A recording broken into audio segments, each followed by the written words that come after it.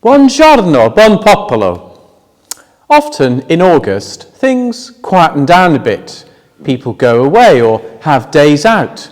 Organisations take a break for the summer, and the warm weather allows for a change of pace. In contrast, this summer has felt as eventful as any other season of the year. The war in Ukraine means that quite apart from the unspeakable suffering which is being endured by the people of that country and by all those caught up in the conflict, supplies of grain and fuel to many countries have been severely affected. The main consequence in our country has been the exponential increase in the cost of gas and electricity and the promise of more rises yet to come. It's estimated that 2/3 of households in the northeast will soon be in fuel poverty, meaning that they're spending more than 10% of their income on heating and lighting.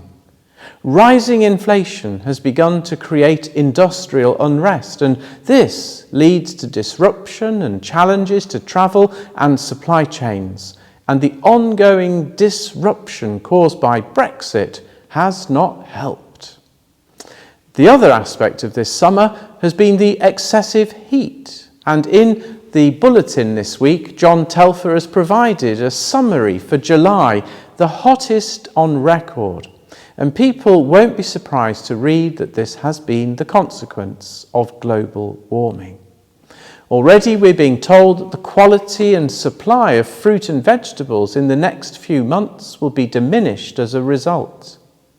Now, it would be easy to feel a sense of despair, and recently my attention was drawn to an essay by C.S. Lewis, written in 1948, called On Living in an Atomic Age, pondering the debilitating fear that people felt about the existence of nuclear weapons, or in the language of his day, atomic bombs. And there are some striking parallels. He reminds people that there's nothing new in living in fear of violent and unpleasant death, whether it was the plague, Viking invasions, and any number of the illnesses and conditions that remained untreated until the invention of anaesthetics. Since death is a certainty, he argues that we should not feel aggrieved that scientists have simply invented another way of dying. He wrote, "If we're going to be destroyed by an atomic bomb, let that bomb, when it comes, find us doing sensible and human things, praying, working, teaching, reading, listening to music, bathing the children, playing tennis, chatting to our friends over a pint and a game of darts, not huddled together like frightened sheep and thinking about bombs. They can break our bodies, any microbe can do that, but they need not dominate our minds."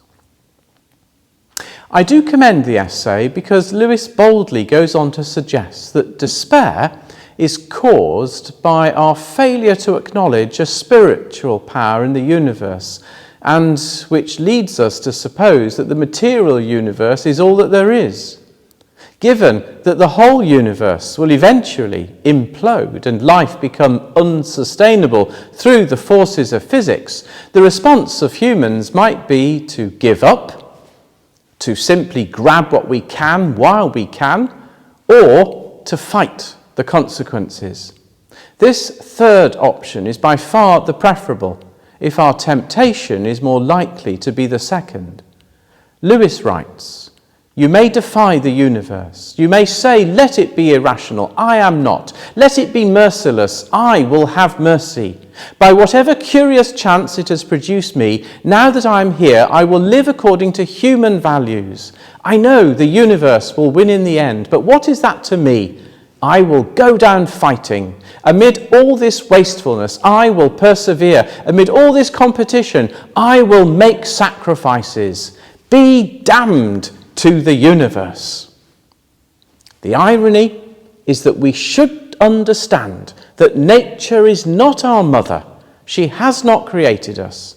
She has been created alongside us, and it is for us to contend with her as with any other aspect of the creation in which we have been set. As always with Christian ethics, It's not the injustice of a situation that is the test. It is how we deal with it, the choices we make as a result, the relationships we form, the actions we follow, the prayers we choose to make that will reveal the character of our faith, whatever the calamity or challenge which faces us.